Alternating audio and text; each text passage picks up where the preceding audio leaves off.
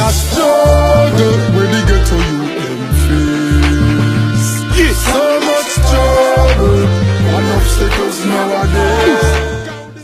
Sleeping on the street is common in Freetown because of the prevalence of homelessness and shortage of housing in the city.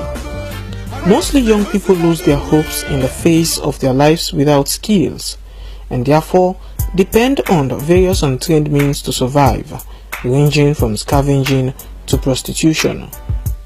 The monthly cleaning ordered by the President, retired Brigadier Julius Madabiu, has just ended, and in the Kingdom dumpsite in central Freetown, scavengers are unhappy. They complain that unwanted materials and rubbles have been dumped on the places where they sleep. The poor management of waste dump here is disturbing us. The rubbles are spread from here, where we sleep, down to the market.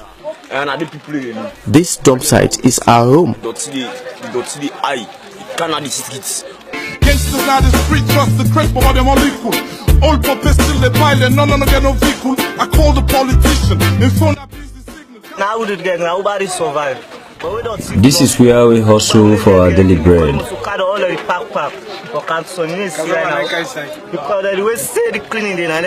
We don't make much. When there is an increase on the number of trucks in the dump site to empty waste.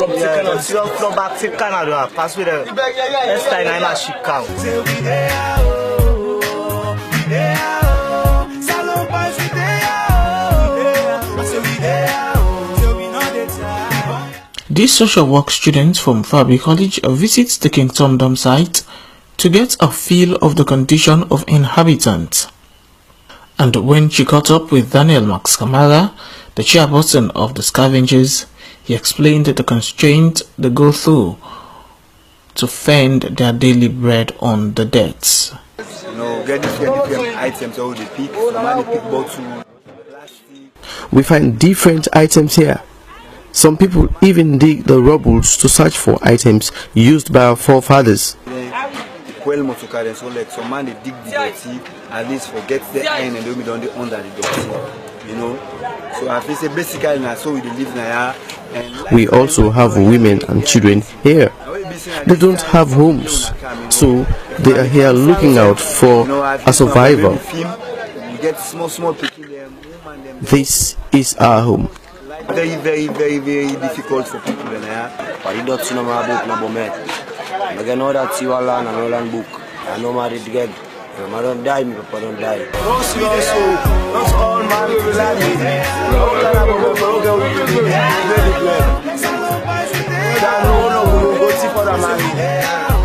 Understand? Then I will try and go. Then I will stay. One of our government say that people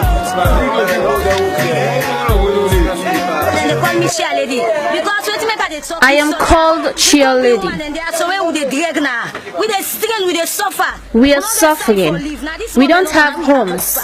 We depend on the waste here to feed our children. Some ladies resort to prostitution when they cannot make much here during the day. Many of them are raped and maltreated by their customers. They're wondering, he's illegal. Even the pastor get off the waste. He's the evil. I figured this ever since. The system is devilish. Ghetto, you still. She is the chairlady of the scavengers in the Kingdom dump site. The ordeals she narrated of commercial sex workers who live among them is not different from what these ladies encounter in other parts of this prevalent city of homelessness. Yeah, I would snap. I'll get some raggy boy there with a car offend we no more necessary one with somebody pass again. There are guys who disrespect us when they meet us standing on the street. Bulk of the challenges we face are from the police who financially exploit us. When we cannot meet their financial demands, they request for sex. Now, issue. So now I make men now wolf will not great and the rights for violence and we go court. When we receive reports of that nature, or if we hear people say things about it, when we have a normal parades, where we call muster parade or whatever, tattoo parade, we always speak to our officers. We tell them, I mean, they are not supposed to be engaged in anything that is inimical to state security.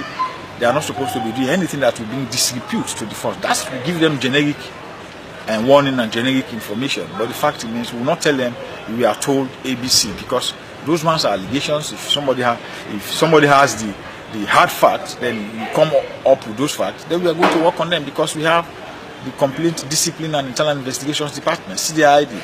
Their responsibility is to look into issues relating to conduct of police officers. They say we no go win, we no dey inside the game. Salomon no go prosper. We don't feel we safe. That say you say we lost, but our cup runneth over. Bandy saucer. Salomon we get blessing, but we didn't suffer.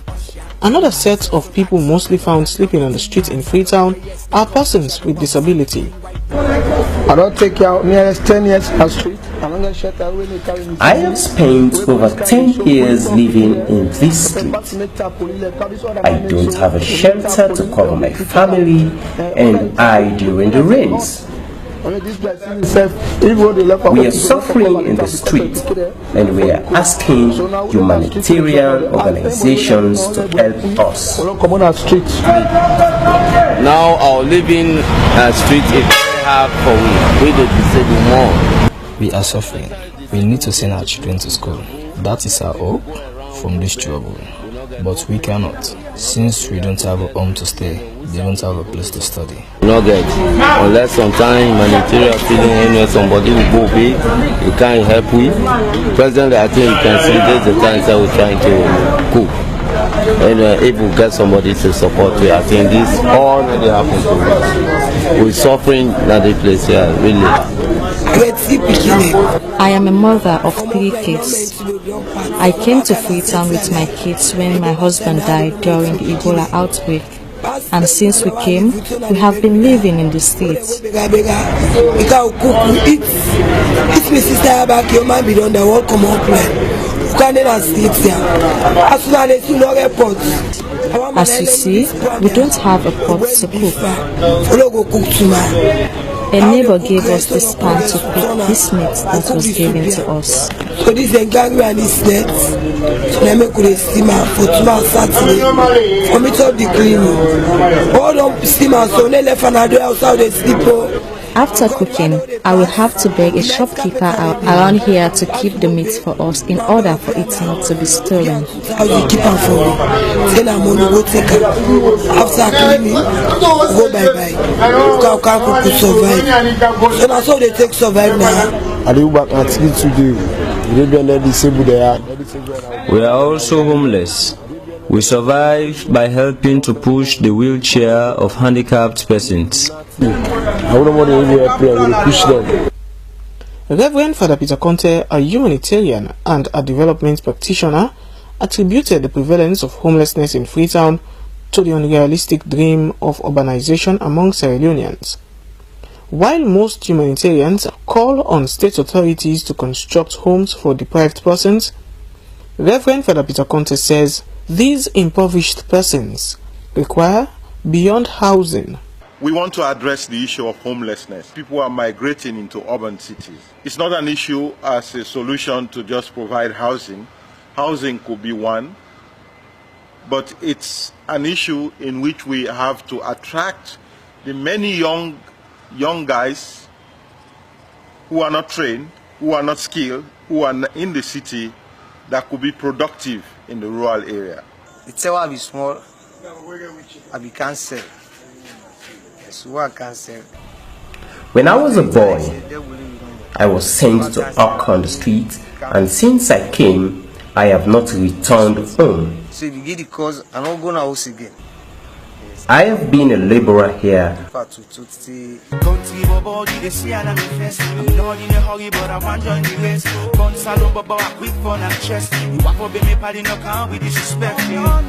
from the diamond city. Don't even test cause you never gonna be me. I'm so fly in the sky, it's my limit. So if you jump, what's your money for a reason? I can't look with y'all, them bad pan the game left and south full of all when they say boxer. I saw me dance. I'm not too smart. And I didn't forget time now, the fish food. And I send this message. I want you watching this video to know that we are not happy to live on the street. Except for sleeping there.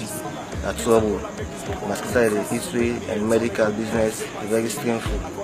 So there, to anybody, any big person of government or even Mr. President Marabio, we are appealing to President Marabio to get us out of this life. For say, they don't also, we see the clean, and then boats there and ferry to the sites for where we're living. The fact speaks for itself. Development would seem to have gravitated so much to the center that we have left the countryside almost abandoned and neglected. So because you have to come to the city center to find good schools, to get Medicare, to get recreational facilities, to get job opportunities, people see, the reason for migration. But I think it's very important. Now that we are talking about decentralization, lip service should not be paid to that. This has to be followed up.